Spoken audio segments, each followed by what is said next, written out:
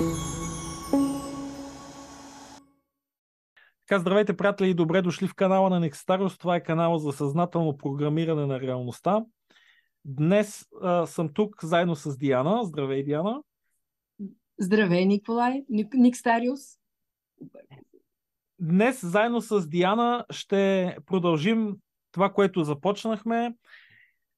Това е серията от видеа, в които аз правя ченелинг на живо, а Диана задава в това състояние вашите въпросите, които вие сте изпратили на имейл адреса въпрос@mailfans.com. И днес заедно с Диана в предварителния разговор избрахме така определен кръг от въпроси, които да бъдат зададени и които така са свързани с темови комплекси, които пасват един към друг. И така, започваме с ченелинга на живо. Добре, Диана, задай първи въпрос. Може ли душата да трупа опитност и преживявания, чрез които да премине в пето измерение и нагоре, не чрез прираждане на Земята? Т.е. Земята ли е мястото за най-ценен опит на душата? Колко бързо може да стане прехода на една душа към по-висшите измерения?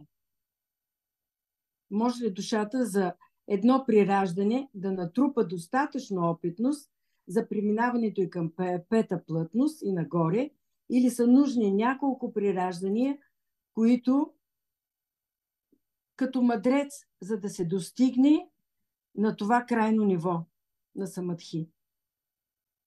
Така, прочети само първия въпрос. Може ли душата да трупа опитност и прираждания, чрез които да премине в пето измерение и нагоре?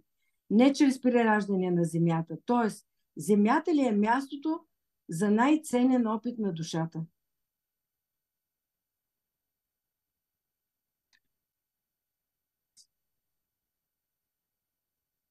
Тук говори Ширди Сай Баба.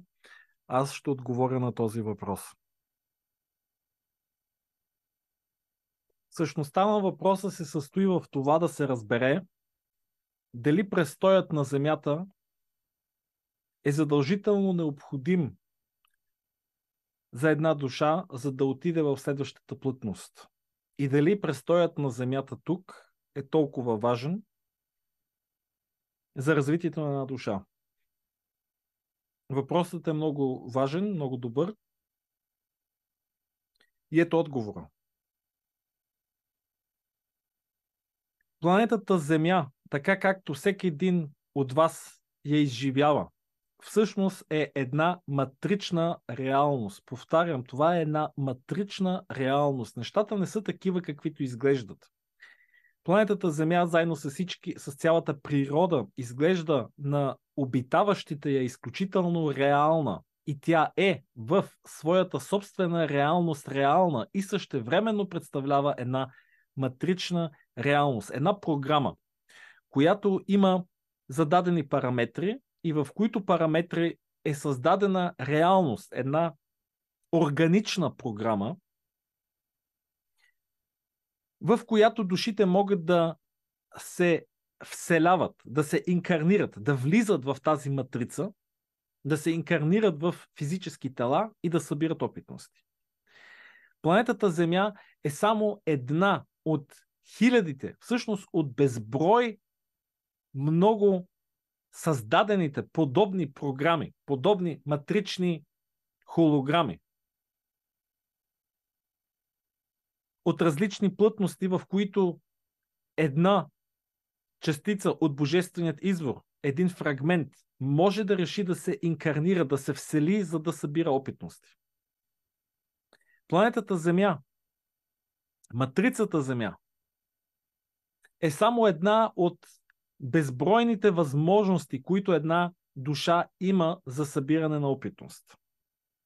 Така че ако една душа, ако една фрагментирана частица от Божественият извор не желае да събира опитности на планетата Земя, то има други планети, има други пространства, има други матрици, в които тя може да се всели и да събира опитност.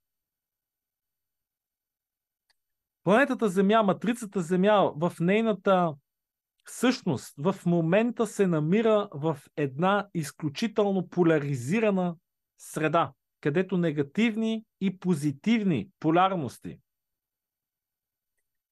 се срещат в една, така може да се каже, една война, една борба, едно противопоставяне, което води до изключително изостряне на полярностите, което създава уникални условия за събиране на опитност.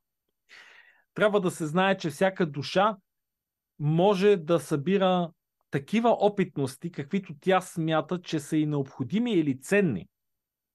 Например, в една държава на планетата Земя, в една част от планетата Земя, където в момента, да кажем, никога не вали сняг, да кажем една пустиня или една африканска държава, например, или азиатска държава, където никога не вали сняг, то самата опитност на заснежена обстановка на сняг не е възможно да се събере по този начин. Просто защото няма сняг. Просто защото тя не е налична. Ако обаче една душа желае да види какво е да й се изживее сняг, какво е какво е студ, какво е една заснежена природа, то тя тогава трябва да отиде в част от матрицата Земя, то тя трябва да отиде на друга държава, където климатичните условия поддържат зима, поддържат климатични условия на сняг. И тогава тази душа може да събере тази опитност. По подобен начин, по един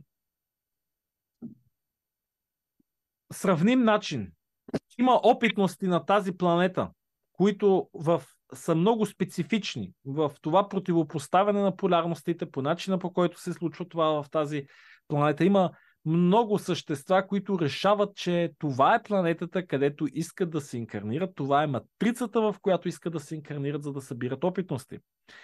Това е планета пълна с манипулация, това е планета пълна с изострени полярности, пълна и с мъка, пълна и с радост в определени сфери. Това е планета пълна с възможности наистина да се загубиш като божествен фрагмент в илюзията на Майя. Наистина да забравиш кой си, наистина да забравиш, че си божественият извор, който играе със самия себе си. Ако едно такова дълбоко забравяне желаеш ти като божествен фрагмент да изживееш, то добре дошъл на планетата Земя. Тук може да стане това. Също така тук човек може да изживее така наречени геройски сценарии. Сценарии, в които може да се изживее героизъм. Героизъм може да се изживее само тогава, когато има опасности, само тогава, когато има предизвикателства, които раждат герои. Ако няма предизвикателства, които раждат герои, то един герой не може да стане герой, не може да изживее чувството на това да преживее собствения си героизъм. И този вид архетипно изживяване е възможен само в планети, само в матрици, които предлагат в момента тези изживявания като възможности. Ако човек иска да изживее пълна хармония, равнопоставенство, разбиране, зачитане на свободите, на правата и неманипулируемост, то тогава тази планета е грешното място за инкарнация. Така че всяка една душа решава къде да се инкарнира. И има различни причини защо една душа решава да се инкарнира тук, на тази планета. Същевременно трябва да се каже, че има много души, които са започнали да се инкарнират тук, без да са имали намерението това да им стане постоянното място за инкарнация, обаче в последствие, поради самата, така да се каже, гравитация, която има тази матрица, планетата Земя. И то е енергийна гравитация, психологическа гравитация. От това дълбоко забравяне и манипулируемост, която се случва тук, и манипулируема душевна изживяност тук, е възможно и се случва много често една душа, която е дошла само за едно или две изживявания тук на тази планета, всъщност да остане за много по-дълго време и да продължава да се реинкарнира тук и да събира опитности, просто защото е до такава степен забравила коя е тя, всъщност божественият избор, с напълно свободна воля, и поради манипулируемост и други причини е с дълбокото убеждение, че тя е задължена тук да се преражда, да събира опитности, да чисти карми, да събира тук опитност на ошлифоване на характера. И има много души, които са хванати в един такъв цикъл на преражданията тук на тази планета, защото не знаят как да се освободят от тази гравитационна сила, която тази матрица оказва върху тях. И това всъщност е една от опасностите, които има тази матрица, и това е опасността, която е позната на тези герои, на които искат да събират опитности тук. Те трябва да знаят, че има възможност, ако не внимават, да платят една много голяма цена за тяхното събиране на опитност в този героизъм. Затова трябва много добре да бъде преценено дали една душа решава да се инкарнира на планетата Земя, и то тогава в кое време, в коя времева линия, в кой момент от съществуването на планетата Земя решава дадената душа да се инкарнира. Ако тя реше да се инкарнира в много мрачни, дълбоки, манипулируеми и манипулирани времена, то тогава вероятността тя да се събуди от тази илюзия е по-малка, отколкото ако се събуди ако се инкарнира във времена, като тези, които са в момента, където полярностната кулминация наближава и където има достатъчно информация и просветлени хора, които разпространяват светлината на истината. Тогава в тези времена, в които актуално вие, слушателите и зрителите на това видео, на тази информация живеете, това са времената, в които е много по-лесно човек да намери истината и да се осъзнае, че е божественият избор в инкарнация и да излезне от тази гравитация на манипулируемост и тази гравитация на постоянно прераждане. Този, така да се каже, капан, който е възможно човек да изживее. Така че, това не е единствената планета. Тя просто предлага много специфични уроци, които тук може да бъдат изживяни. Има и други планети, които са на подобно ниво на развитие, с подобни проблеми и с подобни полярностни сблъсъци, и те крият подобни рискове. Така че планетата не е единственото място.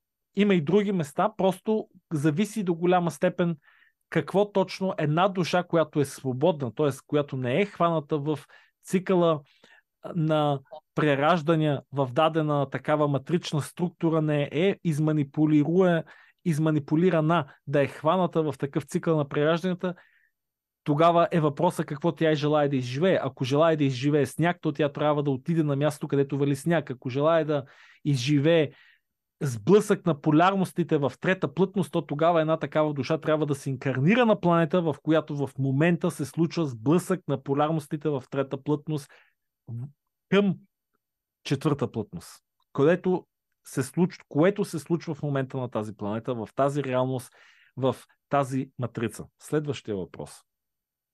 Следващия въпрос е: само чрез страдание ли се израства? Може ли да има израстване само чрез самодисциплина, самолишение, отдаденост, любов, а страданието да липсва? Израстването става чрез събиране на опитност. Когато искаш да станеш добър готвач, то ти трябва да се упражняваш, трябва да готвиш, трябва да белиш картофи, трябва да месиш хляб, трябва да търсиш подправки, да ги смесваш, да видиш кои смесици с кои други продукти добре хармонизират. Ти трябва да експериментираш, т.е. трябва ти опит.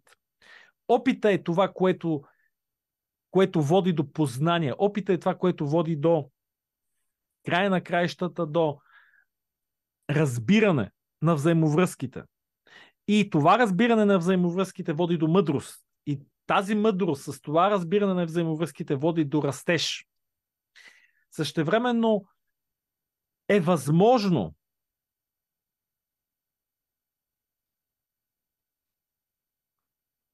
по друг начин ще продължа. Това експериментиране не винаги е възможно да се случи без опитността на разочарование, без опитността на страдание. Страдание, причинено от разочарование, причинено от трудностите, в които човек се сблъсква в неговото изживяване, в неговата инкарнация. Страдание, свързано с физическото тяло, страдание, свързано с некомфортността на човешкото съществуване, страдание, свързано с болките на човешкото съществуване в тази реалност. Страдание е нещо, което много често е съпътстващ фактор в самия процес на събиране на опитности тук, в тази матрична реалност. Разбира се, е възможно, подобно на един файл, който се копира от компютър на една флашка или от флашка на друга флашка, по подобен начин е възможно трансферирането на опитности, трансферирането на мъдрост, трансферирането на израстване от едно същество чрез друго същество. Това е процес на духовно трансфериране. Да кажем, както казах, от флашка на флашка, по подобен начин може от едно духовно същество, да кажем, от един духовен учител, от един гуру, да се предостави чрез духовно изпращане информация, мъдрост, разбиране, вибрационно повдигане на негов ученик. Нещо, което се знае, от едно от имената му е Шакти трансформация или Шакти предаване на Шакти. Много често в индийската традиция учителят държи палеца си върху третото око на ученика, мърмори разни мантри, които са специфични, с които духовният учител започва да влиза в състояние на изпращане на специфична информация. Той трябва да знае точно какво иска да даде на ученика и тогава и ученика трябва да иска да приеме тази информация. Т.е. връщаме се на сравнението с две флашки, където един файл се копира и тогава е възможно, разбира се, една мъдрост да се предостави от ученик от учител на ученик или просто от духовно същество А на духовно същество Б, чрез трансформация, чрез трансфериране на информацията, на енергията, без съществото, което получава, да преминава през тези опитности и да събира страдания. Разбира се, това е възможно да се случи преди самата инкарнация, може да се случи по време на самата инкарнация, може да се случи след дадената инкарнация. Тоест, израстването чрез получаването на наготово, така да се каже, на информации, на мъдрост, на опитности, по всяко време е възможно и е нещо, което се случва много често. Подобно на филма Матрицата, в който едни от главните герои се нуждае от дадени способности, да кажем от способността да кара хеликоптер и дава заявка тези способности да му бъдат свалени като софтуер в неговото съзнание, и те биват свалени и той само в рамките на минути е способен да кара хеликоптер. За тези от вас, които са гледали филма Матрицата, по подобен начин много често вие, съзнателно инкарнираните в момента същества, много често вие така получавате даунлоуди, сваляния на информации и на способности от вашите висши азове. Трансферирането на такива информации, на файлове, така да се каже, на компютърен език е нещо, което се случва ежедневно, ежечасно, само че големината на тези файлове, на тези опитности, на тези идеи, които се трансферират, са по-малки, така че те не са фрапиращи и не ви объркват. Много пъти получавате на готово, така да се каже, инспирация, вдъхновение, получавате идеи за книги, получавате идеи за писане на музика, получавате мелодии, получавате прозрения и ги получавате на готово.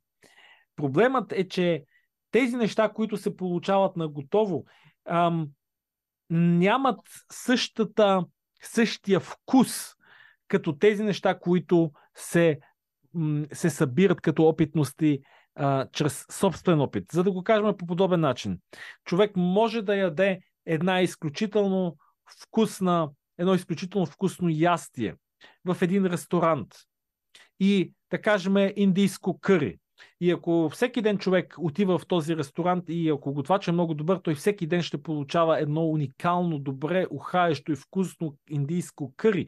Но ако човека наистина иска да знае как се прави това индийско къри, той тогава може да си купи книга за индийско къри, може да гледа YouTube видеа или други видеа, може да попита готвача, може да получи тази информация, но в края на краищата самото получаване на информация как се прави самото къри не дава истинска представа в нейните пълни диапазони как се прави това къри. Точно това къри, което човека опитва. И затова, ако иска да се събере пълната опитност, човека купува продуктите, получава рецептата и започва да ги приготвя. Започва да събира собствената опитност как се прави къри. И възможно първият път вкуса да не е идентичен като този, който човек опитал в ресторанта. Може би втория път ще е по-добре или третия, но по този начин човек получава реално погледнато собствени впечатления, собствена опитност.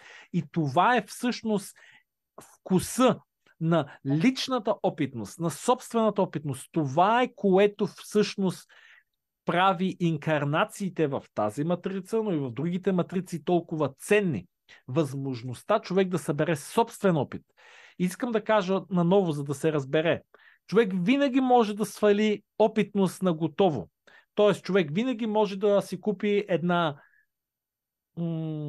книга с рецепти за индийско къри.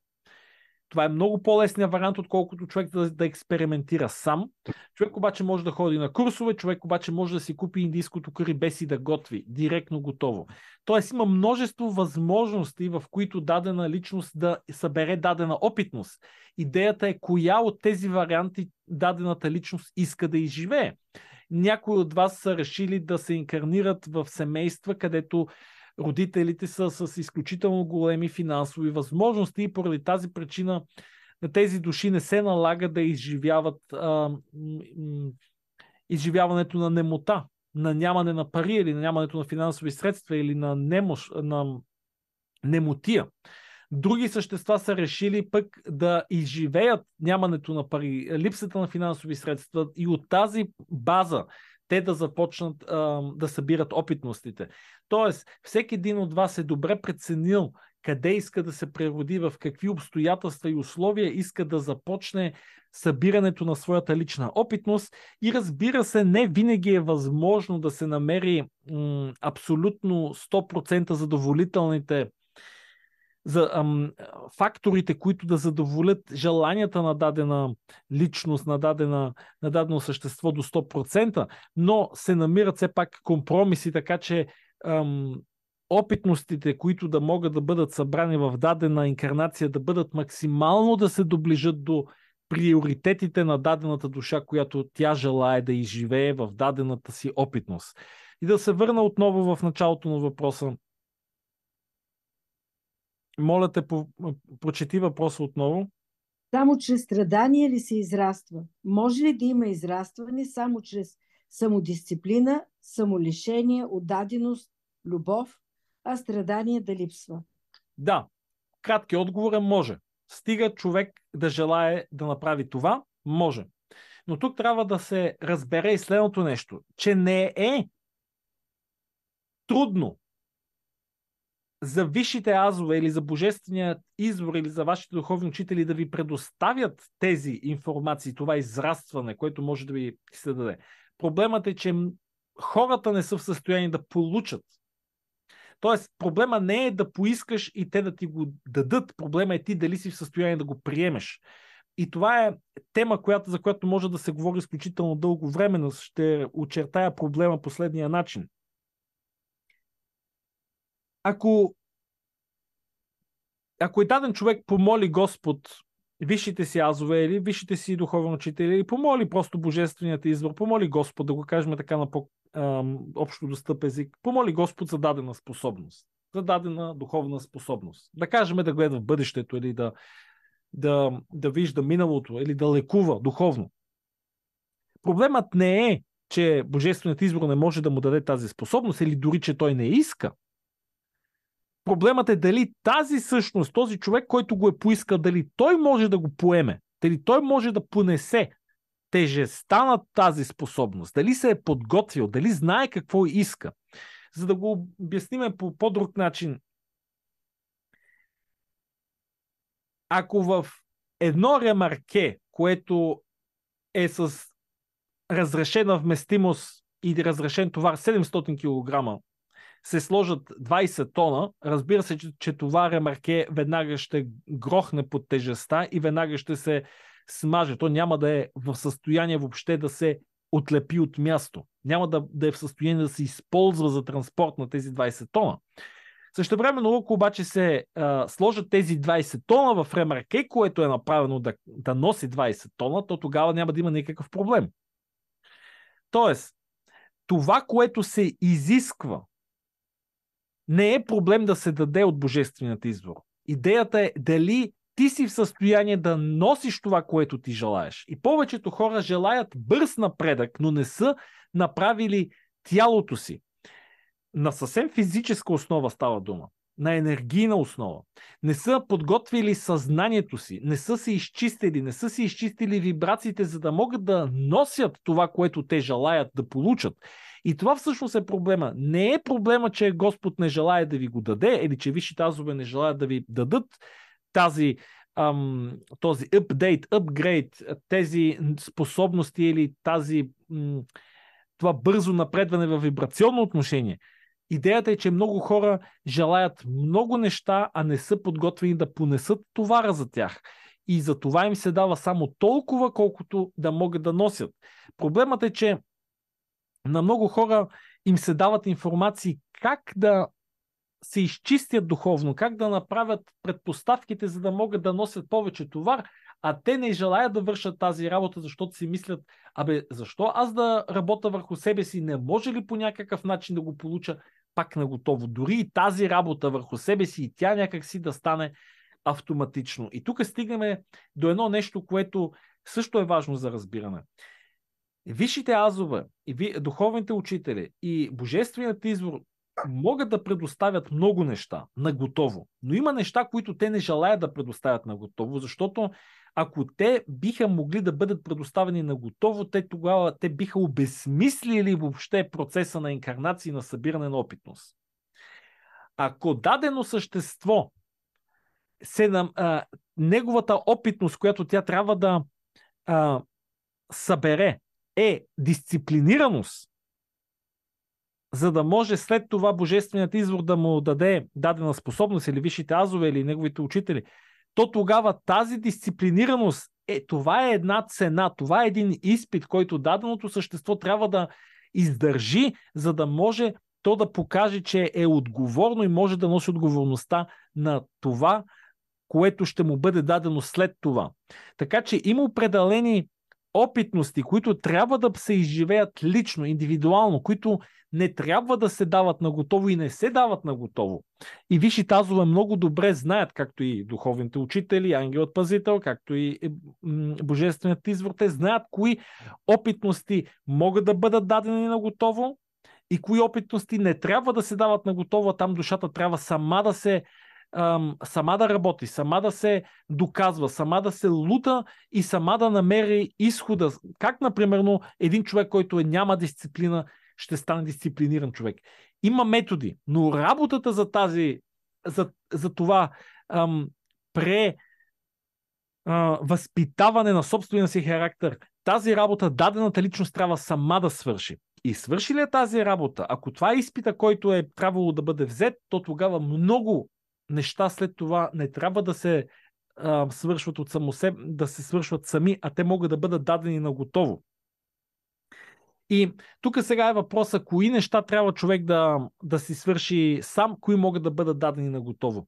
Като цяло може да се отговори на този въпрос така в груби линии, че качествата на характера са неща, които всеки сам трябва да издълбае, трябва да изпили, трябва да с едно длето, като един скулптор, да издълбае.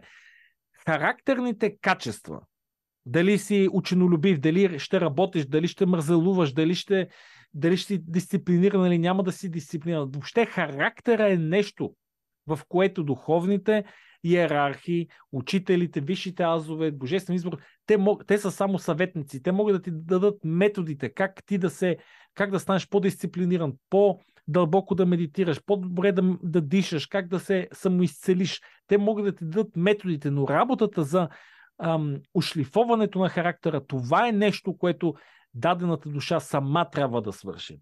Това е и основното, което душата желае, инкарнирайки се, да работи върху характера си, да работи върху себе си. Не винаги сама, с помощ, с асистенция, но това е работа, която се работи сама. Получаването обаче на определени способности, на определени духовни способности, като да кажем лечение, получаването на информация, получаването на духовни способности, като лечение, гледане в бъдещето, виждане в други измерения. Така. Това са способности, които могат да бъдат дадени на готово, когато дадената душа е подготвила характера си така, че характера се съосява с дадените способности, без тези способности да влияят на душата негативно и без тези способности да бъдат, така да се каже, дадени срещу свободната воля на даденото същество. Тоест не ще дават неща на готово, ако самото същество не желае да ги получи на готовост. Тоест не се натрапва нищо. Ако даденото същество желае да получи и ако се прецени, то тогава могат много способности да се трансферират. Това трансфериране, за да се случи, някой път се случва по време на сън, някой път се случва по време на дълбока медитация, друг път се използват учители, които са инкарнирани, физически учители, други души в инкарнация, за да предоставят те. Но това са технически въпроси. По какъв начин ще се предостави на готово самата способност е нещо, което се решава индивидуално. Но основното, което дадената личност сама прави, това е шлифоването на характера. Това е всъщност и основното нещо, което всеки един човек трябва да разбере, че парите, те улесняват живота. Но шлифоването на характера, за него не са необходими пари. Човек може да шлифова характера си, когато е беден, човек може да шлифова характера си, когато е богат. Защото дали имаш пари или нямаш пари, или колко имаш, всичко това те поставя под избори, които са индивидуални и със всеки ти свой избор ти шлифоваш по някакъв начин душата си. Също така много неща не са свързани с пари, много неща са свързани по какъв начин говориш, по какъв начин се помагаш на другите си, по какъв начин се отнасяш към себе си, по какъв начин се отнасяш спрямо природата, спрямо Бог. Всички тези неща, които не се плащат с пари или въобще не зависят от пари, са неща, които шлифоват характерът и ти самия си в състояние да избереш по какъв начин да ги използваш. Искаш ли да си дисциплиниран или не? Искаш ли да се храниш като животно или искаш да се храниш цивилизовано? Искаш ли да прекаляваш с упойващи вещества или не искаш да прекаляваш? Искаш ли да медитираш редовно или не искаш да медитираш редовно?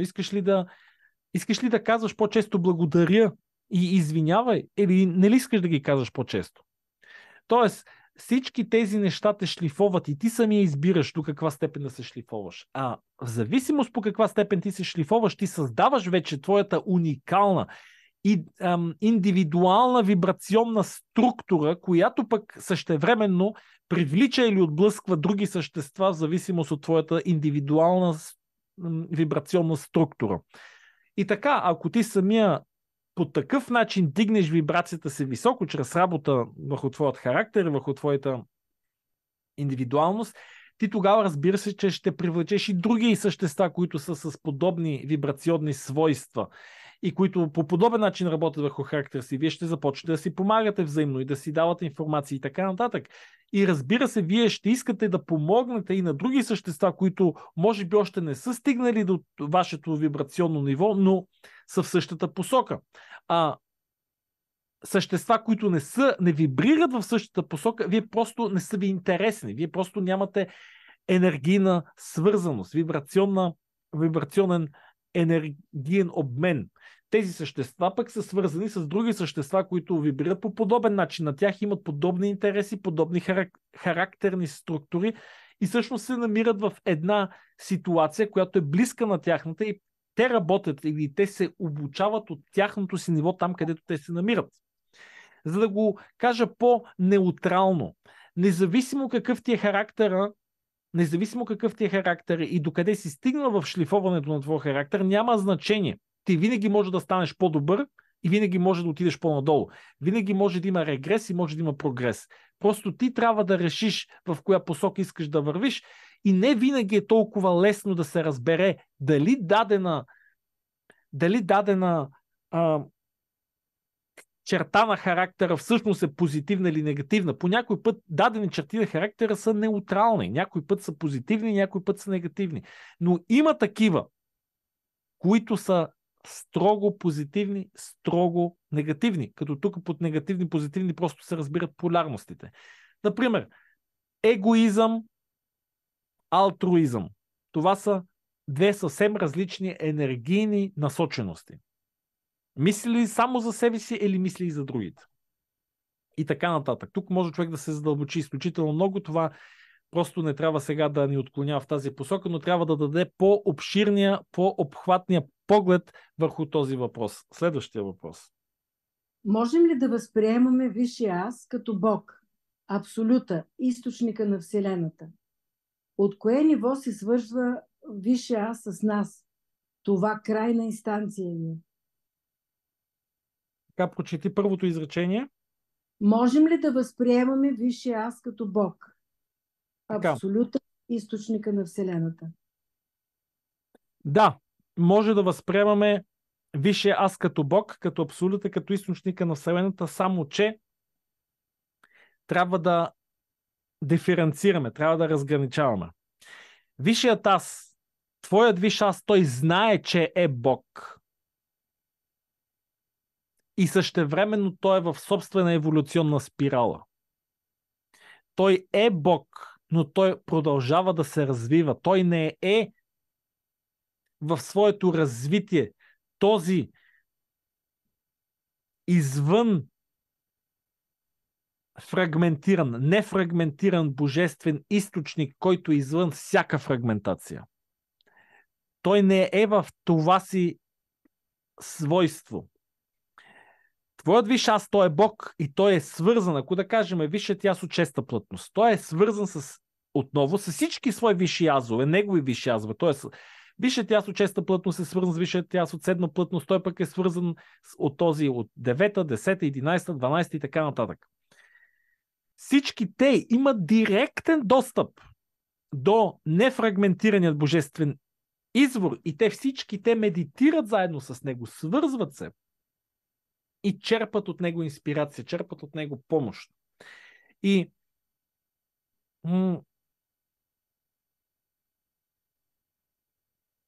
това, което трябва да знае всеки човек, е, че както висшият аз от шеста плътност може да разговаря с висшият аз от седма плътност и от осма плътност, той може по същия начин да разговаря и директно с божественият извор. Директно. Тоест, висшият аз от шеста плътност, той има право на избор. Желая ли да говори с друга част от себе си, която все още е в еволюционната спирала на по-високо завъртане, да кажем от неговия висш аз от осма плътност, или желая да говори с абсолюта.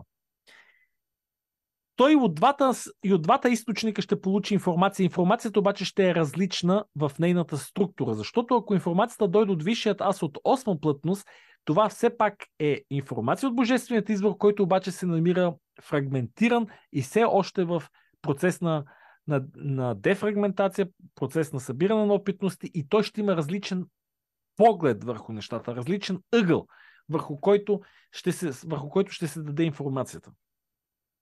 Много често висшият аз от шеста плътност ще желае да чуе мненията и на Бог абсолют, извън фрагментацията, и да чуе мнението на висшият му аз от седма или осма плътност. И това ще са различни информации. Те ще имат общи неща, но ще имат и различни оттенки, ще имат различни нюанси. Много често информацията, която идва от висшият аз, от осма плътност, е много близка до вибрация от тази, която идва от Бог Абсолют. И много често обаче е така, че Бог Абсолют не предоставя информацията с вербално използване на един език, така както го правим в момента, използвайки човешки език, използвайки говори, използвайки тези срички, тези думи, тези изречения, тази синтатика, тази логически разчленена информационна структура, наречена човешка реч. Когато висшият аз от шеста плътност попита божественият извор от абсолюта, извън фрагментацията, той тогава получава, в повечето случаи, той тогава получава енергиен отговор. Той тогава получава фрактали, получава геометрични структури, получава цветове, получава чувства, получава информация, която идва по невербален път. Много често е така. И да кажем, висшият аз от шеста плътност, който е в състояние да декодира тази информация до голяма степен, получава тази информация от божественият избор и казва, вау, това е чудесно. Обаче не всичко е в състояние той да декодира и разбере. Тогава може да попита висшият си аз от осма плътност, той да даде отговор на същия въпрос. И тогава висшият аз от осма плътност може също да даде и вербална информация този път. Може да се предоставят и геометрични структури, които обаче да са по-близки до разбиране за висшият аз от шеста плътност. И по този начин висшият аз от шеста плътност по-добре да разбере или да получи друг вид информация на същия си въпрос. Така че всеки един човек трябва да разбере, че божествените фрактали, божествените фрагменти, от които всеки един човек в края на краищата всъщност е част, всеки един от нас е част от божественият извор. И всеки един от нас може да разговаря в иерархията на собственото си съзнание с другите по-висши части на него. Да кажем, с висшите азове от различните плътности, но е в състояние, разбира се, да разговаря директно с божественият извор. Нещо, което Николай Некстарос няколко пъти направи за самия себе си и получи информация директно от божественият извор. За да може обаче човек да говори директно с божественият извор, понеже не винаги информацията, която божественият извор предоставя, може да бъде смляна, разбрана от разума, от компютъра на човека в инкарнация в трета, четвърта плътност, тогава много често се използват висшите азове, които действат като един филтър, като преводач, като транслейтър, като един генератор и преводач на отговора на божественият извор, който да бъде предоставен под формата на думи, на изречения, под формата на структури, в които човешкия мозък въобще може да разбере нещо от нея. Защото човек може да получи отговор на енергийно ниво, едно чувство, едно вдъхновение, на енергия и по този начин да бъде заобиколен разума, който работи с мисли. Обаче, понеже повечето хора желаят да разберат структурата и с разума, то тогава божественият извор трябва да преведе информацията, която той иска да предостави най-вече чрез помощта на висшите азове. И за това много често, когато човек получава информация от Бог Абсолют, той винаги я получава чрез помощта на висшите азове, защото те знаят по какъв начин най-лесно да се преведе дадената информация, за да може разумът на даденото същество в инкарнация въобще да може да приеме тази информация. Така да се каже, да се направи файловете, които се изпращат, да могат да бъдат прочетени от операционната система. Казано като метафора на компютърен език. И по този начин трябва да се знае, да, висшите азове са божественият извор, но те не са края на еволюционната спирала. Те са божественият извор като структура, но те самите все още се намират в еволюционен процес. Затова тук трябва да се знае, че човек може да говори с висшите си азове, но може да говори с Бог абсолют. Просто тогава трябва да е способен да се отпусне и да знае на кое ниво може да получи, желая да получи отговор, желая ли да получи отговор от Бог абсолют чрез на енергийно ниво, тогава много често не е необходим преводач. Това са така наречените мистични изживявания на различните мистици, живяли по време в историята на човешката култура. И самите мистици казват, че не могат да опишат с думи това, което те са изживяли. Това са така наречените мистични, нон-дуални, недуални изживявания. Или човек може да, когато иска да получи информация от божественият извор абсолют, то тогава тази информация се предоставя на ментално ниво, но тогава се използват висшите азове като преводачи. Това е отговорът на този въпрос. Следващия въпрос. Можем ли да програмираме от сега следващото си прираждане? Да напишем в подробности изискванията ни, как да преживеем какво да преживеем в следващото прираждане. Например, неща, които виждаме, че няма да се случат в настоящата ни инкарнация. И можем ли да програмираме с кои души искаме да сме в тясно взаимодействие и с кои в следващата инкарнация не искаме да бъдем? Отговорът на въпросите е винаги да. Може, възможно е, да. Проблема на така зададените въпроси състои не в това дали това, което се пита е възможно, защото аз Сай Баба казвам, че е възможно. Проблема е в ограничената гледна точка на питащия. Защото питащия изхожда от факта, че явно инкарнационните опитности се събират по последователен начин, по последователна подреденост. Тоест, инкарнация в 11 век, следва това инкарнация в 12 век, следва след това инкарнация в 14 век и така нататък. Тази линейност на инкарнациите всъщност не съществува. Човек може да се прероди във 2 век, след това да отиде в 15 век и след това да отиде в 3 век.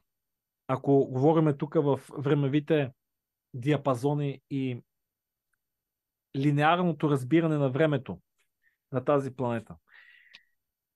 Човек дадената душа има паралелни инкарнации. Човек може да е, докато всъщност то е така.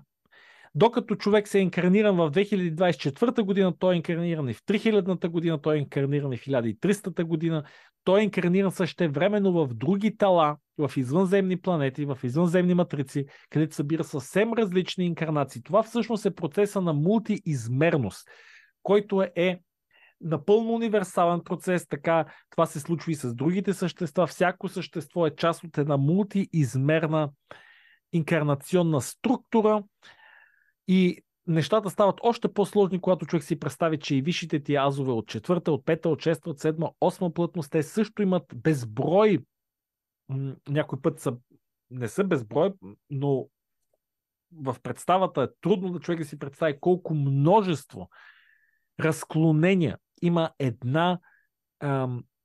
една фрагментирана божествена частица, в колко много разклонения тя се разклонява, същевременно се инкарнира и висшите азове държат, така да се каже, центъра на едно такова разклоняване и обединяват отделните инкарнации и са в състояние отделни инкарнации след тяхното инкарниране да ги обединяват, да ги връщат в собствената си структура или да ги оставят да продължават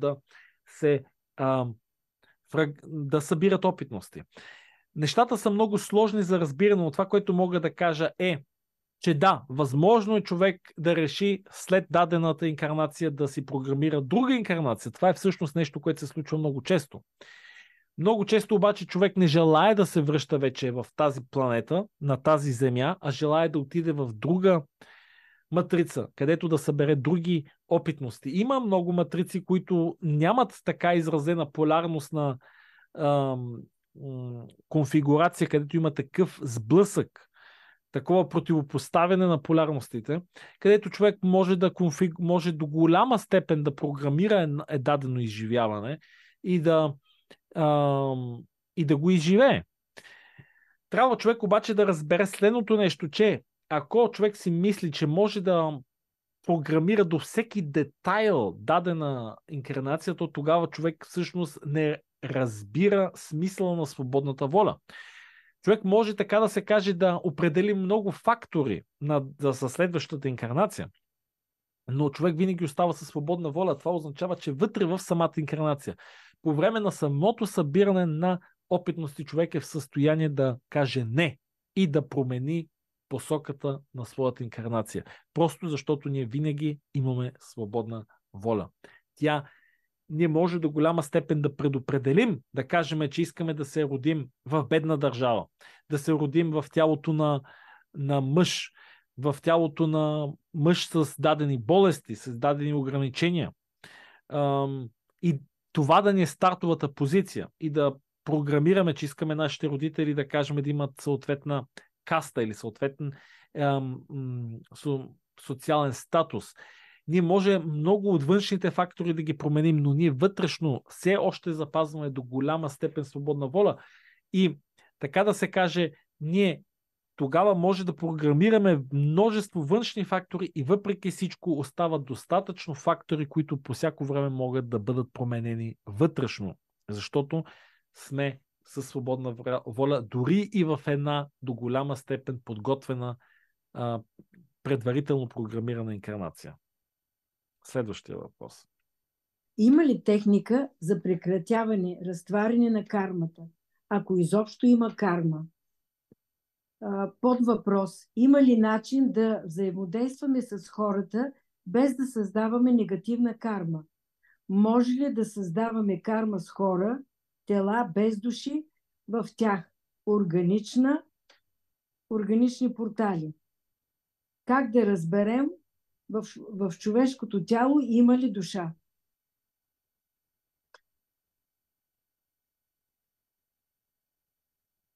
Така, прочети първия въпрос. Има ли техника за прекратяване, разтваряне на кармата, ако изобщо има карма? Първо, аз сега ще отговоря на въпроса дали има въобще карма.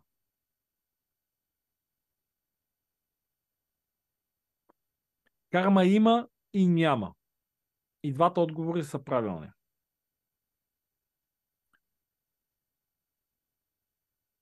Сега следват обясненията.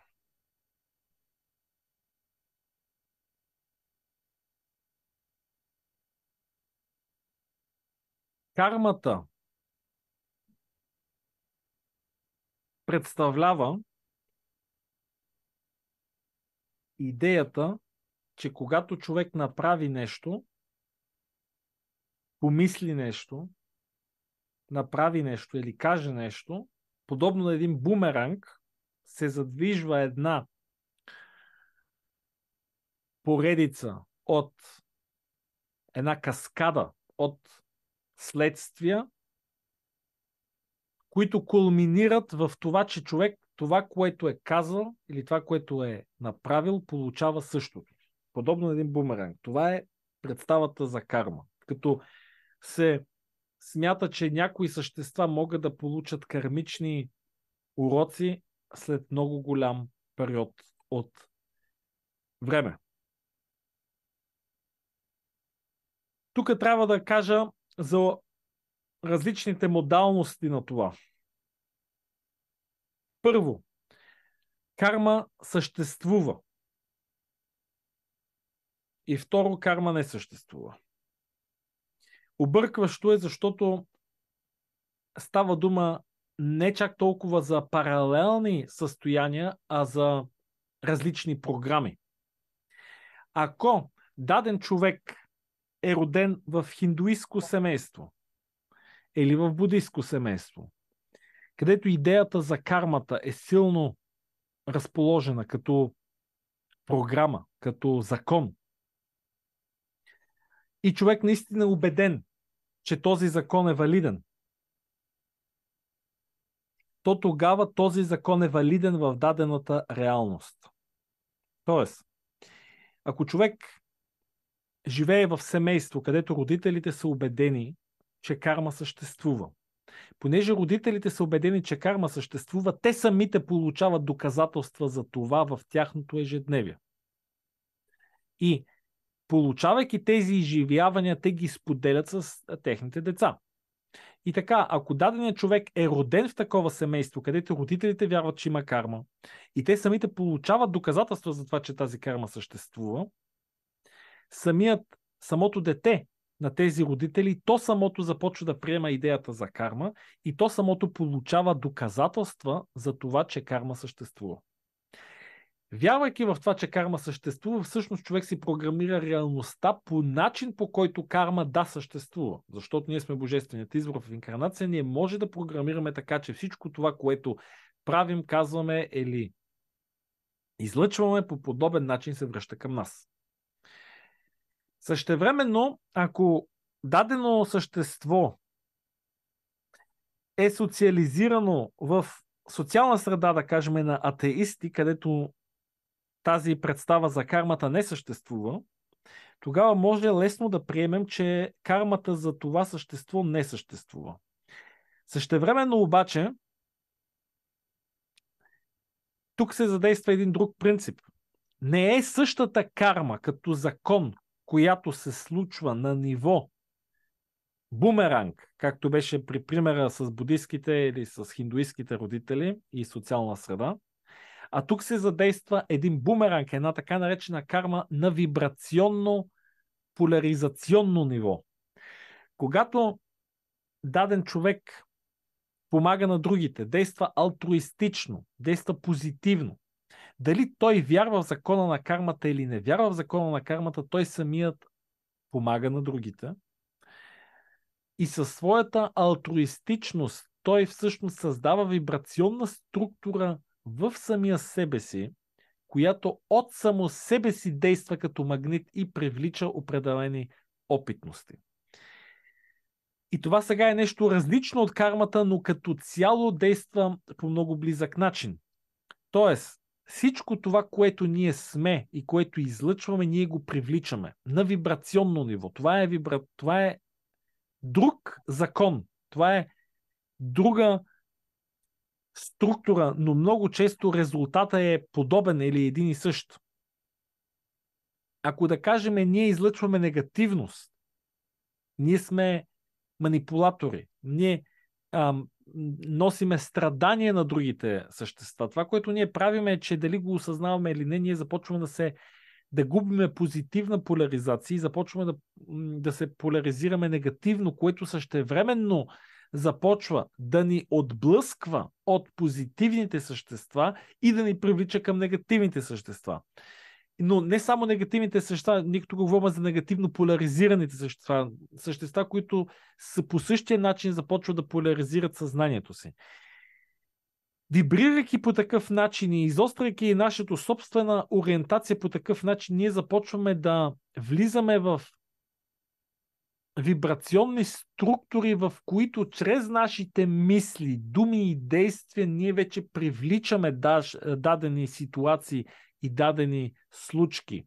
И ние ги привличаме и външно човек може да каже, това е карма. Да кажем един човек, който става негативен, който лъже, който мами и започва да мисли негативно, започва да има, да кажем, омраза или така нататък, той започва да се разболява, да кажем, от тежка болест. И други хора, които гледат от страни, могат да кажат, ама това е карма за неговите лоши постъпки.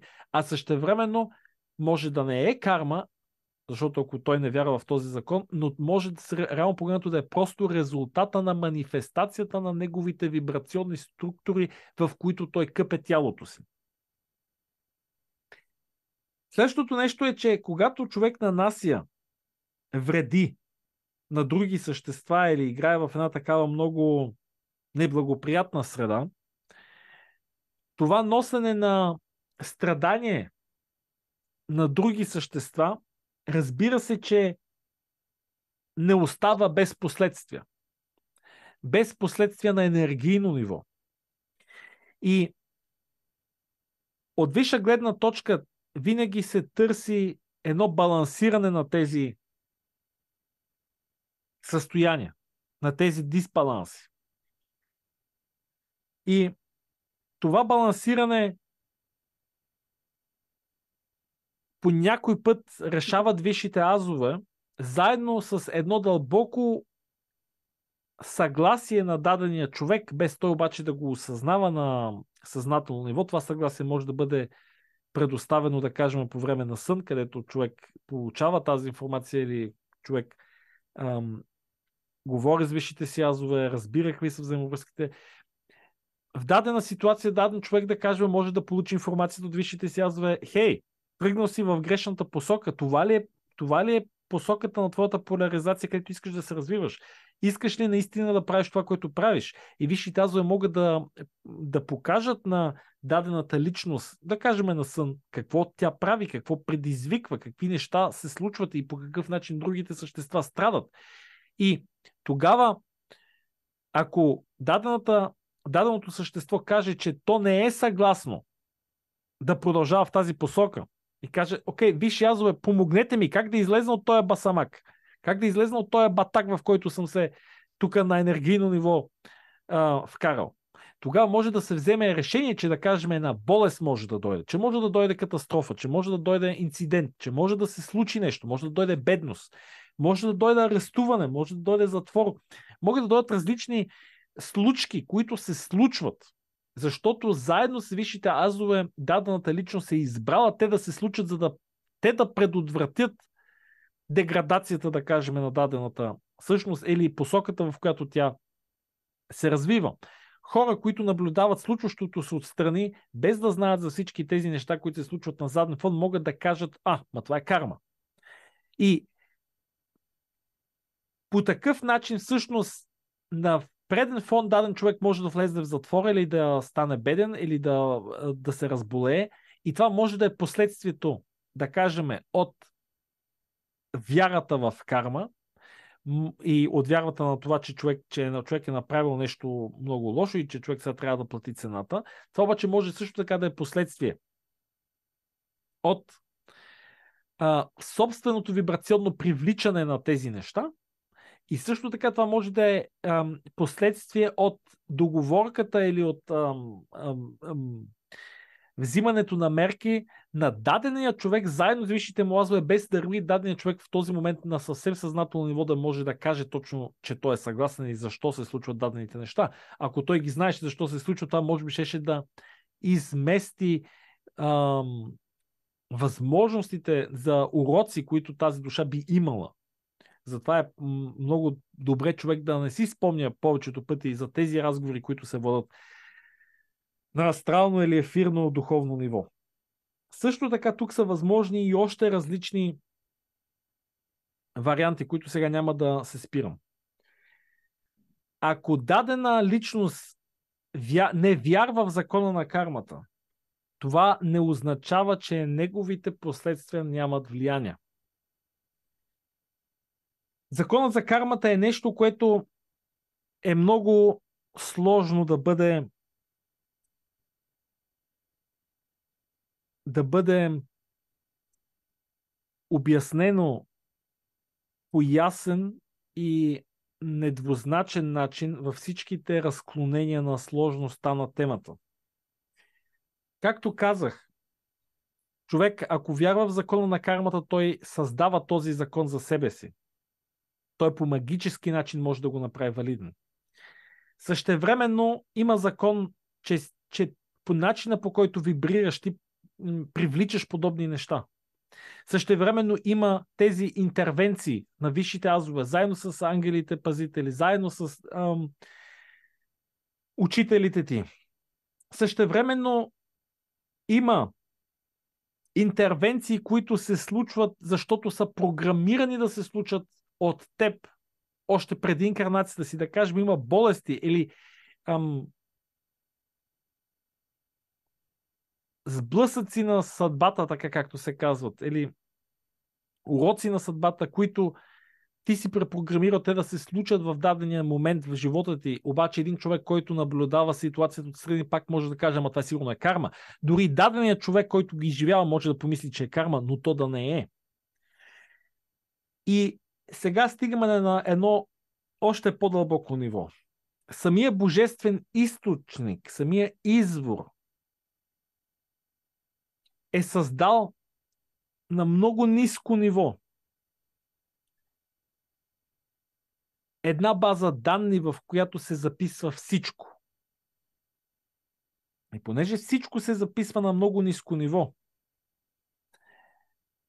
се знае всяка личност къде, кога, какво е направила, какво е помислила, какво е сторила. Всичко се знае на едно много ниско ниво. Това не означава, че всеки човек може да чете записите на другите хора и всеки висш аз има достъп до записите на другите висшазове. Абсолютен достъп до всички записи има само божественият извор извън фрагментация. Затова в някои мистични учения се казва, че Бог гледа през твоите собствени очи. Бог те вижда. Той те вижда вътре, той те вижда вън. Има един такъв цитат, че познах Бога в угризенията на съвестта. Разбрах, че Бог ме слуша в угризенията на моята съвест, че там Той седи и ми слуша, или че Бог ми говори в угризенията на съвестта ми. Тук не трябва да се разбира, че всяко угризение на съвестта автоматически Бог говори, но това е така афоризъм, така мисъл дадена от един мистик, в която се казва, че на най-дълбоко ниво ние осъзнаваме, че Божественият извор ни слуша, че той знае за всичко, каквото ние правиме, каквото ние помисляме, каквото ние излъчваме. И в тази игра, която Божественият извор играе със самия себе си, той самият е записал едно правило, в което тази игра трябва да е честна. И тази честност на тази игра, това е една много сложна, много сложна концепция, много сложна вибрационна структура, която в стари времена е била позната под името закона на кармата. Още от стари времена е била предоставена информацията, че всичко е един вид енергийно течение, че всичко е един вид енергиен обмен, че не може ти да крадеш, да убиваш, да правиш лоши неща, без това да остане без последствия, без енергийно това да се запечата в съдбата, в душата ти, в структурата ти, без това да остави последствия за другите души, които са в интеракция с теб, в взаимодействие с теб. И че по някакъв начин, за да може ти да напреднеш, ти рано или късно ще трябва по някакъв начин да се опиташ да изгладиш или да върнеш или да помогнеш по някакъв начин да се изглади вибрацията там, където ти си причинил страдание на други души в процеса на това себетърсене и в процеса на събирането на знания. Този процес, и тук стигаме до неща, които са много трудни за формулиране с човешки думи, защото човешката представа обича да си представя нещата просто и чрез огромното упростяване на сложни процеси възникват обаче и грешни представи, като, да кажем, много простото разбиране на закона на кармата като един бумеранг.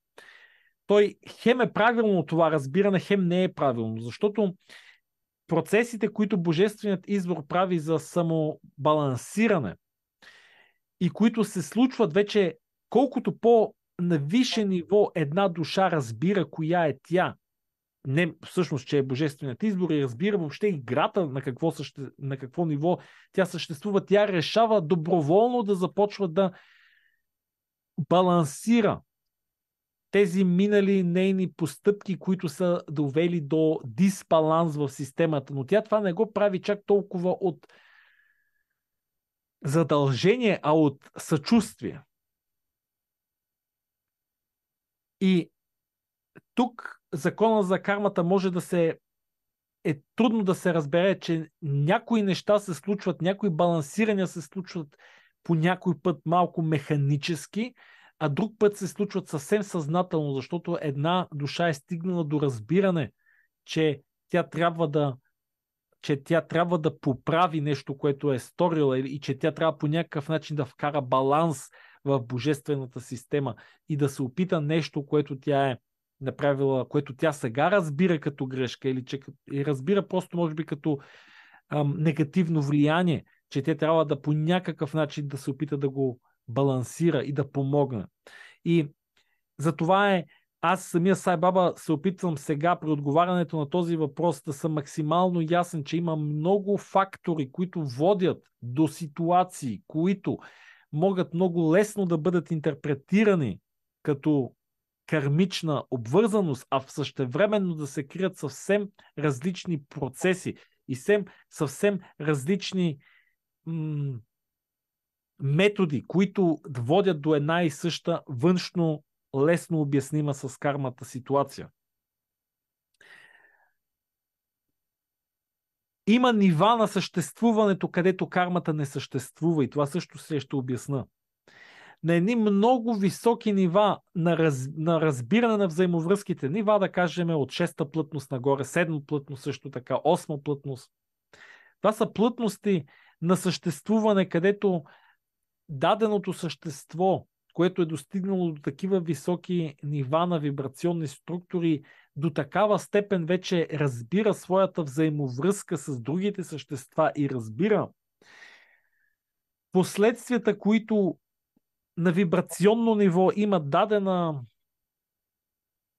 постъпка, че то действа по начини, които не водят до дисбаланс, но то действа от разбиране, от нивото на своята вече висша интелигентност, действа по такъв начин, че да не се случва дисбаланс. А ако се случва дисбаланс, то знае по какъв начин лесно да я вида, отново да я балансира. Тоест, в по-висшите нива на божественото творение, в по-висшите нива на осъзнатост, карма не съществува, дори не съществува и този балансиращ механизъм като закон, защото просто съществата знаят прекалено много за това, кои са те и какво се случва от техните взаимовръзки, и затова те автоматически действат по начин, който не води въобще до създаването на дисбаланс.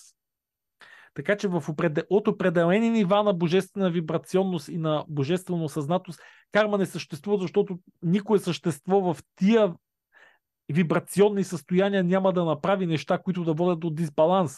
Те просто прекалено в тия вибрационни нива никой не желае да прави дисбаланс, защото ако желае да прави такъв дисбаланс, той тогава не е там. В ниските нива, в по-долните плътности, особено в игрите на полярности, в 3-та, 4-та, 5-та плътност, това са нива, където дисбаланса е много лесно се случва и то е част от божествената игра. Тоест никой не изисква от съществата, които се инкарнират на планетата Земя, да не трупа, така да се каже, да не трупа карма, да не трупа грешки, да не прави грешки. Никой не го изисква, защото това е невъзможно. Щом идваш на тази планета в тия такива бурни времена на полярности кулминации и времена пълни с заблуда, където ти не знаеш кой си, нямаш пълен достъп до душата си, нямаш лесен достъп до висшите си азове, не възприемаш многоизмерността на твоето съществуване. Разбира се, че ти правиш дисбаланс и правиш грешки. Разбира се, това е съвсем нормално и тук няма нужда човек да се самобичува, самолинчува или да изпада в някакви такива небалансирани нива на самонападение. В тези нива, в 3-та, 4-та, 5-та плътност, тук се правят грешки. И това не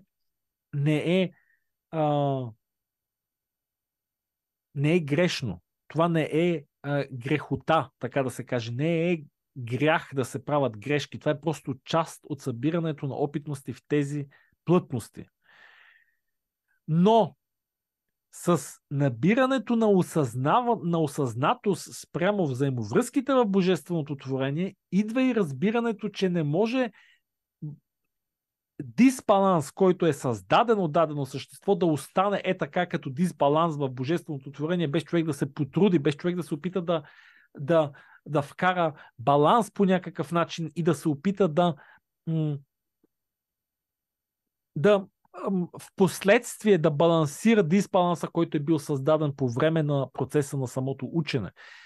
Така че това отговаря на самия въпрос дали има карма. Сложен е въпросът, не е прост отговора. Сега, има ли техники? Диана, прочети отново, моля те, въпроса. Как да разберем в човешкото тяло има ли душа? Не, и можем ли, не е другия въпрос. Първият въпрос. Има ли техники за прекратяване, разтваряне на кармата? Да. Ето, има техники. И техниките са, ако кармата е създадена чрез твоята собствена програмираност на това, че ти вярваш в кармата като един бумерангов закон, ако ти самия си се програмирал така, че всичко, каквото казваш, веднага идва като бумеранг, всичко, каквото правиш, веднага идва като бумеранг. Ако ти си в този вид програмираност, ако си програмирал една такава много механична карма, като твоя лична програма, ти тогава просто можеш да решиш да спреш да вярваш в тази програма и да деинсталираш. Тоест, може да освободиш себе си от механичната кармична програма, която сам си създал или която си избрал да вярваш, че съществува. И ако ти си направил нещо, за което съжаляваш, да кажем, наранил си дадено същество, и ако ти си мислиш, създал съм си лоша карма, окей, спри да вярваш, че закона за кармата съществува за теб, просто деактивира неговото съществуване от тук на там за твоята система. Точка първа. Точка втора. Прости си, защото само чрез прошката ти може да се извадиш от състоянието, където ти самия усещаш необходимостта да бъдеш наказан или да бъдеш кармично обременен. Трябва ти да простиш на себе си за това, което си направил, колкото и негативно да е то. Но тази прошка не може да дойде, тя трябва да е истина и това е основният проблем. Ти не може да си простиш механично. За да си простиш, ти трябва да си простиш от нивото на разкаяние, от нивото на дълбоко разбиране за това какво си направил, че ти не го желаеш и от дълбокото съчувствие с това, което е станало, от дълбокото разбиране, че ти не си го желал и от дълбокото разкаяние, което наистина трябва да е дълбоко, за да може наистина да си простиш от него. От друго ниво не може да си простиш. Прошката не може да бъде механична. Не може да е... Тя не е програма, прошката. След като си простиш, ти реално погледнато се освобождаваш от необходимостта да плащаш данък карма. Но ти може да се опиташ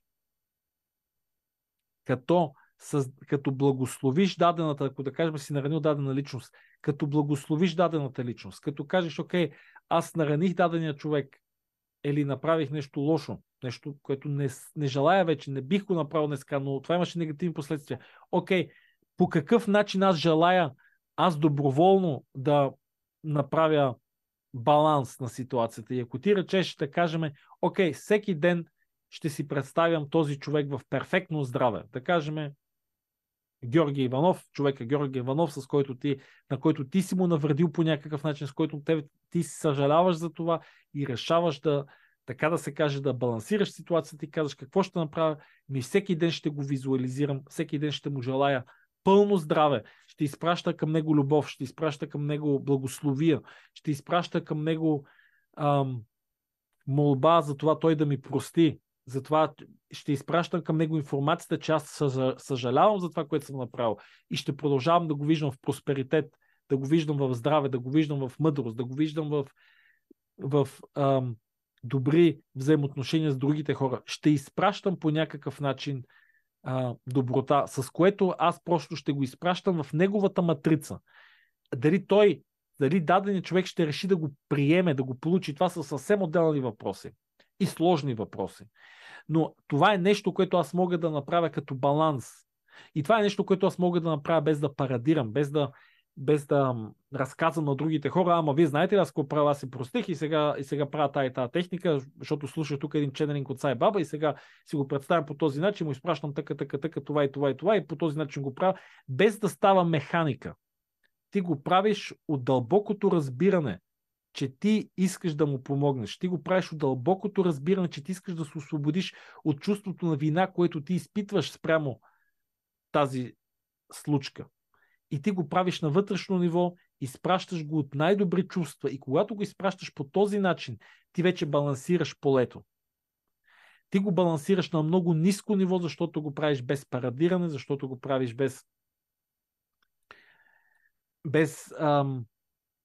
не е механично.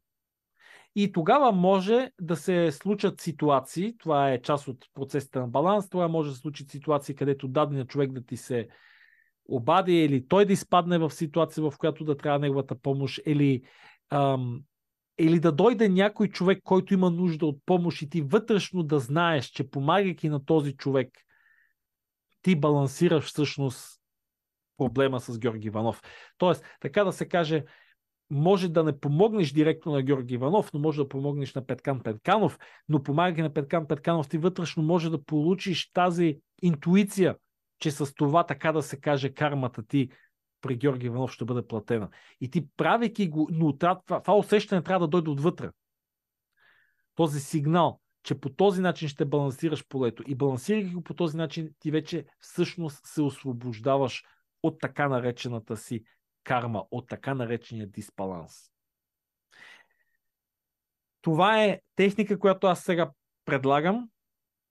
Има и други техники, но техниките за същества от позитивна полярност винаги са свързани с балансиране. При съществата, които се намират в негативна поляризация, те се освобождават от така наречена кармична обремененост, като просто си прощават и не се обременяват с негативност и с угризение на съвестта, но тази тяхна прошка не е наистина на дълбоко ниво, защото те не могат да влязат в синхрон с божественият избор, за да видят какво те са направили и какъв дисбаланс всъщност те са причинили. Затова те си прощават на себе си по един специфичен начин. Те изолират самите себе си от чувства, от угризения на съвестта. Те изолират самите себе си от необходимостта те да балансират негативността си и всъщност това ги ширмова, това ги изолира от необходимостта те да плащат, така да се каже, кармичен дълг, поне само до един определен момент. Защото когато едно негативно същество, което се случва рано или късно, реши да продължи своята вибрационна еволюция, като влезе отново в позитивна вибрация, позитивна поляризация, то тогава разбира всъщност, че трябва да се направи баланс. Това едно същество може да прекара векове, стотици хиляди години, земни години, без да плаща карма, без да балансира полето, защото то си казва, аз си прощавам, това на мен не ми е необходимо и така нататък, и така нататък. Но в момента, в който то отново реши, след дълбок премисъл и след дълбоко решение, реши да влезе отново в позитивна полярност, което се случва често, то тогава, влизайки в позитивна полярност, то тогава влиза и в съчувствието. Влизайки в съчувствието, то тогава трябва да се изправи пред всички тези ситуации, в които то е създало дисбаланс и трябва да помисли по какъв начин то ще реши да върне в полето на божественото творение отново баланс. Не винаги връщането на баланс е реципрочно. Не винаги се връща на дадения човек точно така, че само на дадената личност. Поради факта, че ние сме мултиизмерни същества, че имаме мултиизмерни инкарнации и играта на божествена еволюция е толкова многопластова, баланс може да се предостави на други нива. Идеята е, че в по-висшите нива на разбиране, баланс се предоставя от съчувствие и от разбиране на взаимовръзките в божественото творение, а не от задължение. Хората, които си мислят, че кармата става по задължение, разглеждат нещата прекалено механически. Мисля, че с това се отговори на много дълбоко ниво на този въпрос и може би в бъдещето ще има още допълнителни разяснения за кармата. Но не е лесно да се вербализират финните различия в отделните кармични тематики. Така, следващия въпрос. Защо жертвоприношенията работят? В България се правят курбани и след жертвоприношението на животно мигновено се изчиства негативно натрупаните енергии. Сякаш негативната каста се взема своето и се оттегля от хората, които са направили ритуала. Каква е причината да се сработва това от зората на света до днес?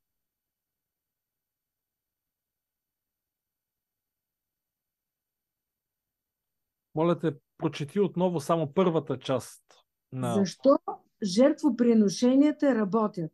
В България правят курбани. Добре.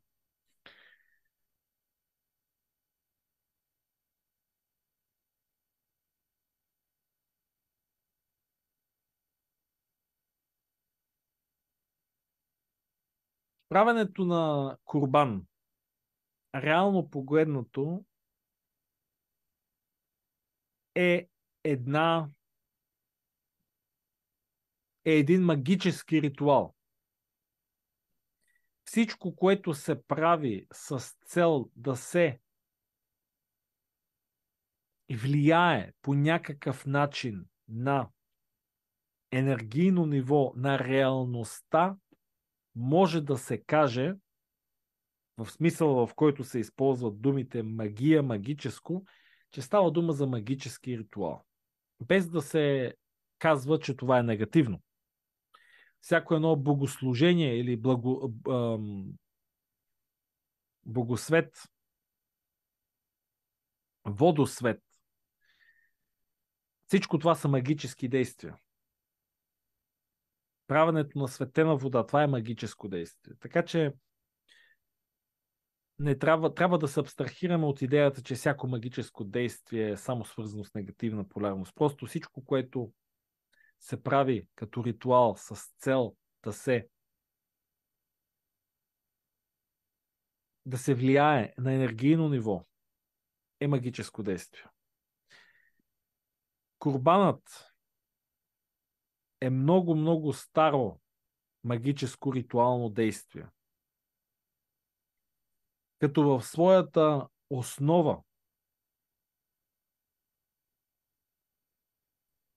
убиването на животно в своята същност е негативен магически ритуал. Отнемането на живота на дадено същество, да кажем животно, овца, коза или каквото и да било друго същество, и неговото жертване, правенето на едно такова жертвоприношение, принципно е стар негативен магически ритуал. Такива ритуали все още се правят в много части на света, да кажем в Непал, в Перу, в Южна Америка. Много често в Африка, с кокошки и така нататък.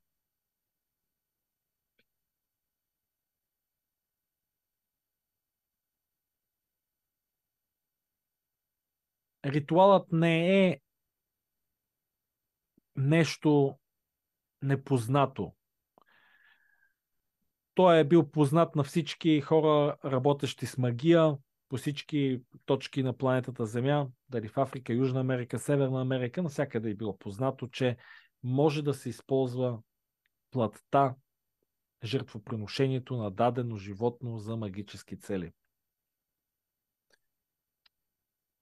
За да се легитимизира, за да се легализира този процес, който в началото си е строго негативен, той е бил интегриран той е бил слят с един друг ритуал магически, който е позитивен. Ритуала на благодарност.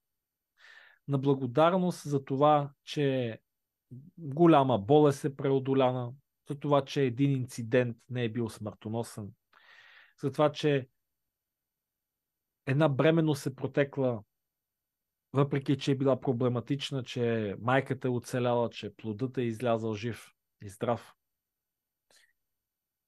Че в много тежки ситуации човек е оцелял.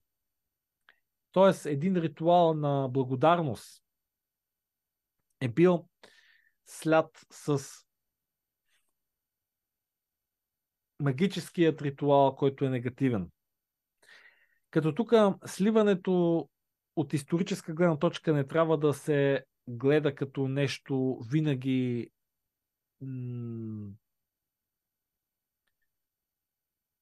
целенасочено направено.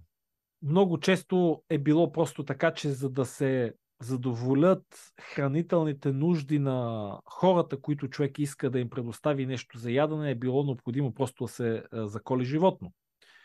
Ако искате да направите храна, да сготвите храна за 20 човека, за 15 човека, не винаги е било възможно това да се направи само с веганска, вегетарианска храна. Много често е било необходимо да се жертви животно. И много често хората са си мислили, че в тяхното грешно разбиране за взаимовръзките си мислили, че Бог не би бил доволен, ако те не жертват нещо ценно, ако не жертвопринос, ако жертват, ако на курбана, който се прави от благодарност, не се нададе някаква лична, персонална жертва. Тоест, много често хората са си мислили, че трябват едно от добрите животни, едно от хубавите агнета или козички, че трябва точно то да бъде жертвано за този курбан, защото той по такъв начин ще има по-голяма сила. Тук трябва да се знае, че точно този вид мислене, точно той е внушаван от негативните същества. Дали е внушаван по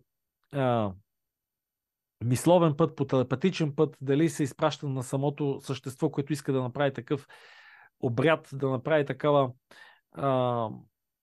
такъв ритуал, му се казва, трябва да заколе животно, това иначе висшите сили ще ти се обидат. И ако самият човек е в неговата вяра, в неговото страхопочитание е било такова, че Бог е отмъстителен и че Бог трябва да бъде умилостивен, каквито са били много от миналите манипулирани вярвания и още са на някои части на планетата, то тогава тези хора не правят заколването на животното от чак толкова от негативни причини, те просто си мислят, че няма друг избор, че трябва да направят това. Защото иначе Бог ще ги накаже или Бог ще си мисли, че те са егоисти и така нататък и така нататък. Много често самите хора им се оказва натиск от самото общество, защото идват хората и казват, я ти по-добре заколи едно животно тук да не вземе да направим, да навлезеш в по-голяма беля. И всъщност заколването на животни, заправянето на курбан не винаги е било защото се цели негативна манипулация, а защото много пъти от страх, много пъти от незнание, много пъти дори от недостатъчна вътрешна връзка с интуицията си, защото човек, ако се свърже с интуицията си, би могъл да разбере, че е възможно просто да направи един ритуал, където се прави огън, където може да раздаде на хората просто по една чаша светена вода, да им раздаде по няколко филии хляб или дори по няколко зранца, да ги благослови тези зранца и да каже: това е моят курбан. Няма да колям никакво животно, просто вижте, аз Бог ще разбере, че и по такъв начин съм му благодарен за неговата помощ, която ми е дал. И всъщност има и достатъчно същества, които точно по такъв начин са правили техния курбан. Същевременно негативните сили винаги са се опитвали да вкарат възможно по-голями изкривявания от негативен характер във всяка една религия и така много негативни ритуали, които са всъщност черно-магически ритуали, са влезли в религиите под формата на уж съвсем нормални ритуали. Така и в България има такива ритуали, така и в много места има ритуали, които уж са за добро, пък всъщност, ако човек започне да ги анализира, са си доста стари, негативни, черно-магически ритуали. Защо функционира един курбан? Аз, Сай Баба, ще кажа: не знам. Защото всеки един курбан е индивидуален. Има курбани, в които наистина все още се правят и в България, а за Турция да не говоря, или за други държави с по-мюсюлманско население, там се правят много по-големи магии. Има курбани, които се правят с магии, които се вика, да кажем, ходжа, или се вика отец, православен свещеник, който, значи, може да се направи негативна магия, но може да се направи позитивна магия. Може самия курбан да се водосвети, може да се направи благословие за самия курбан. И ако самия свещеник, да кажем, който прави освещаването на курбана, ако самият той е с чиста душа и е свързан с духовният източник, ако неговите думи са силни, той може да вдъхне изключително висока вибрационна структура на тая манджа, на този курбан, на тази супа или на тази храна. Той може наистина да трансферира високи енергийни структури в тази храна, ако неговата душа е чиста, ако той е в състояние да е портал за такива висши енергии, той може да зареди един курбан с такава енергия.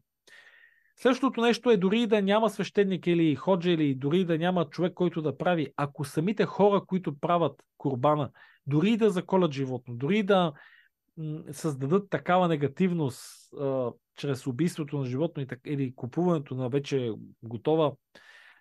готово месо, ако те самите са с чист характер, ако те самите правят нещата за възможно най-висше благо и наистина са убедени, че този курбан ще даде позитивност на хората, които го ядат, и те го правят на дадена дата, която за тях има дадено значение, и те самите вибрират просто в вибрацията, че този курбан ще носи мир, ще носи здраве, ще носи просперитет, то те тогава наистина са в състояние да вложат тази енергия в този курбан. А ако хората, които консумират самия курбан, те пък са със същото видове вярване, то тогава те се програмират реалността чрез медиума, чрез инструмента, наречен курбан. Тоест, самия ритуал курбан се използва като инструмент и от тези, които го правят, и от тези, които го консумират, просто за да се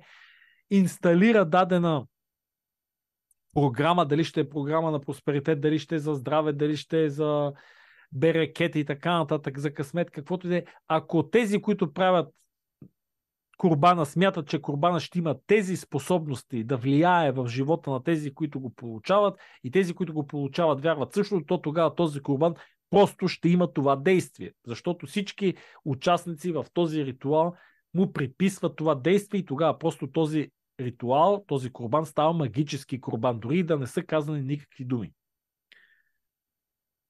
Ако обаче тези, които са направили курбана, вярват, че той ще има това действие, а тези, които го консумират, не вярват в това, те тогава се сблъскват две програми и зависимост от тази, която е по-доминантна, и зависимост дали тази програма на невярването има все пак дадена пропускливост, е възможно да има тук различни видове вече варианти на взаимовръзка, на взаимодействие между така наречения курбан на енергийно ниво и хората, които го ядат, но не вярват в позитивните действия на самия курбан. Ако обаче тези хора, които правят курбана, не вярват и не вкарват нищо в курбана, т.е. го правят на съвсем механически, то тогава самия курбан няма никаква зареденост. Но ако хората, които консумират един такъв незареден курбан, те пък самите вярват, че този курбан ще им донесе берекет, здраве, късмет и така нататък, те самите просто си създават в тяхната собствената си реалност, си създават собствена програмираност, като използват този иначе празен от вибрационна структура курбан като инициатор, като генератор, и те сами си самовнушават, което обаче няма никакво значение. Важното е, че функционира, че си внушават, че този курбан ще им даде голями ползи, и ако наистина го вярват и го вибрират и го чувстват, те тогава просто си самоинициират тези действия. Аз, Сай Баба, не съм на мнение, че курбаните, които се правят по цял свят, където се убиват, заколват животни, са необходими. Аз мисля, че е време те да бъдат прекратени в тази им форма. Могат да се правят курбани, когато човек желае да направи курбан, и без да се убиват невинни животни. Може да се направи и съвсем вегански курбан. Със същата сила и действие и с много по-голяма балансираност в това действие. И един курбан, както казах, може да се направи и с един хляб и една кана вода. Идеята тук е силата на този, който прави ритуала, и неговата свързаност с високите вибрационни структури. Това е отговор на този въпрос. Последен въпрос за днешната ченелинг сесия. Диана, избери ти въпроса, който на теб ти се струва най-удачен като последен. Да, какво са времевите линии? Колко времеви линии съществуват? Как ги създаваме, променяме и се прикачваме от една в друга? Има ли техники за изследване на времевите линии? Този въпрос ще го оставим за следващия ченелинг, защото е прекалено голям, няма да не стигне времето за неговото отговаряне. Избери, моля те, друг въпрос. Възможно ли е да се прихваща негативна енергия, болки, емоции на друг човек по енергиен път, защото питащия страда от много различни болки в тялото си? Добре, прочети го още един път. Възможно ли е да се прихваща негативна енергия, болки, емоции на друг човек по енергиен път, защото страдам от различни болки в тялото? Значи, питащия пита дали аз усещам, прихващам чужди болки, които се манифестират в моето тяло. Да. И страда от тези болки.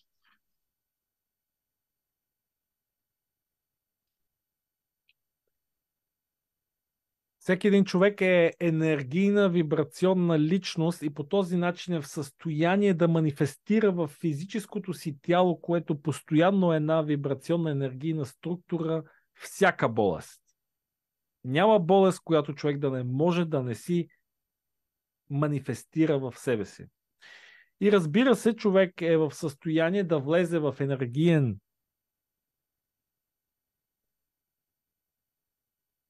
енергиен резонанс с болести, болешки, дисбаланси на друг човек и да започне да ги манифестира. Това може да стане съзнателно, може да стане несъзнателно.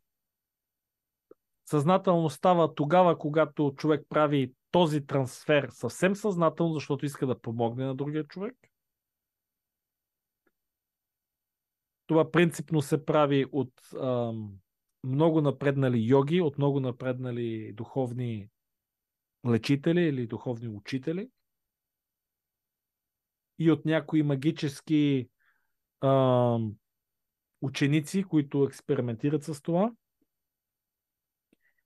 По несъзнателен път става чрез една силна енергийна свързаност и желание за разделяне на тежестта на дадена болест, да кажем една майка, която вижда, че нейното дете страда и тя не желае то да страда, тя може по несъзнателен начин да, чрез нейното съчувствие, чрез нейното силно желание да облегчи детето си, да започне да трансферира една част от болките на детето в себе си, като тук трябва да се знае, че вероятността тя не да облегчи детето, а просто да копира неговите болки е много по-голяма, отколкото истински трансфер.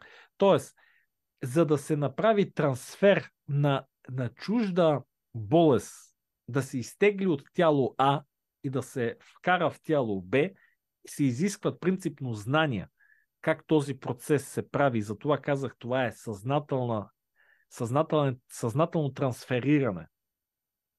Изразва се от едното място и се вкарва в другото място. Това е процес, за който се изискват знания и можене. Много често, всъщност това за повечето хора не знаят как да направят, много често хората просто копират и така страдат и двамата. Така всъщност не облегчават лицето А те взимат болките и проблемите на лицето А и ги копират в собственото си тяло и така страдат и двамата, без някой да има кой знае каква полза от това двойно страдание. Това се случва, защото хората не знаят, те искат да помогнат на другия, дори несъзнателно, но не знаят как да направят трансфера.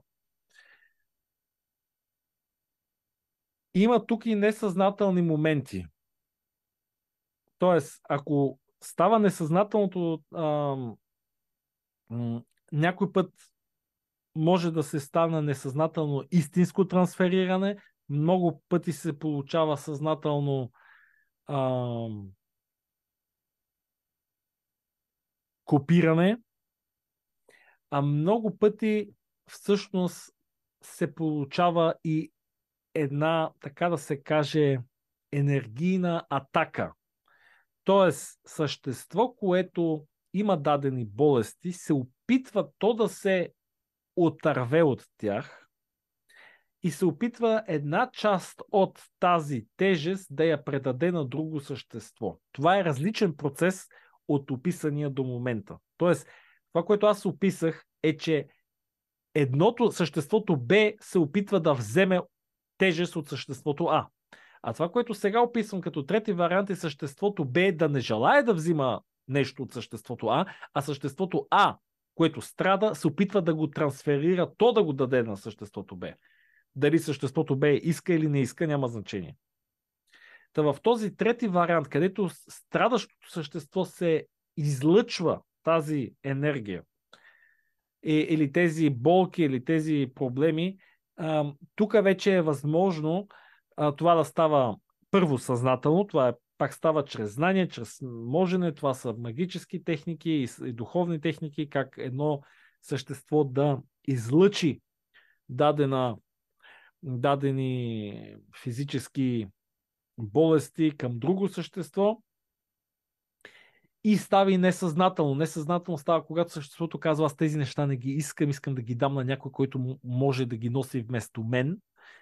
И когато на това несъзнателно ниво това същество пък има контакт с друго същество, тук да кажем съществото Б, което пък на подсъзнателен начин, да кажем, има чувството, че трябва да бъде наказано или че трябва да изкупи някаква карма или че трябва да... Или че просто е отворено за това предложение да носи чужди тежести. Поради каквито и да е вече лични причини или собствени конфигурации на душата. И когато тези две неща се срещнат, тогава е възможно едно същество, което не знае, че на подсъзнателно ниво всъщност е дало разрешение за това да носи мъката на друг човек, всъщност да започне да носи мъката на друг човек. Тук е важно да се знае, че всяко едно същество има свободна воля и че всяко същество може да прекрати носенето на чужда такава воля, на чужда такава енергийна структура, на чужди проблеми, може да прекрати, да се изчисти от тях и същевременно пък ако е копирало чужди проблеми, може да ги деинсталира, да се изчисти от тях. И така, този човек, който пита, независимо дали той е трансферирал чужди проблеми или е копирал чужди проблеми, или пък тези чужди проблеми и болести са му били на него трансформирани, съзнателно или несъзнателно, той самия е в състояние да прекрати тази програма, тези влияния и да се изчисти и да се изолира и да се ориентира наново към позитивни, изцелителни собствени изживявания. Разделих този отговор за това толкова детайлирано, защото желаях чрез него да дам по-обширен отговор на цялата тази тематика, как такива влияния между хората и на негативно ниво са възможни. И използвах този въпрос и моят отговор, за да дам по-дълбока структура въобще на този комплекс от взаимовръзки. С това аз, Сай Баба, прекратявам днешното предоставяне на информация чрез Никстариус. Благодаря на всички, които зададоха въпроси. До следващия път. Аз съм Сай Баба.